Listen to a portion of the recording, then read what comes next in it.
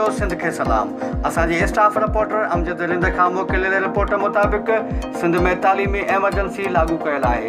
हुकूमत तालीम जे वाधारे लाइ वॾी दावा बि कंदड़ आहे, पर अमली तौर उन लाइ के क़ाबिल क़दर क़दम नज़र नथा अचनि। नवां स्कूल खुलनि सो मामिलो त पंहिंजी जाइ ते, पर जेके अॻु स्कूल क़ाइमु आहिनि उन्हनि जी हालत बि ज़ार बणियल आहे।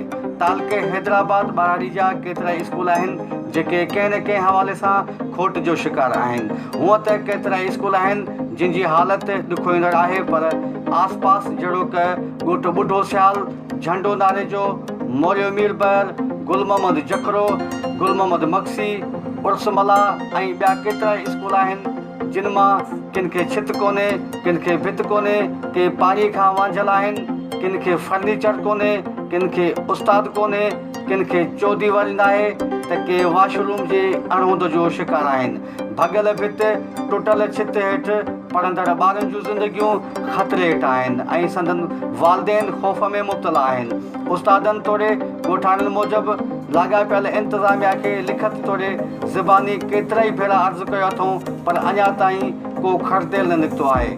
जेकॾहिं मौजूदा हुकूमत तालीमी एमरजेंसी जी पासदारी करणु चाहे थी त खेसि घुरिजे मथे ज़िक्र कयल तोड़े ॿियनि स्कूलनि ते ध्यानु ॾेई ॿालकनि जूं ज़िंदगियूं बचाए संदनि मुस्तक़बिल रोशन करे।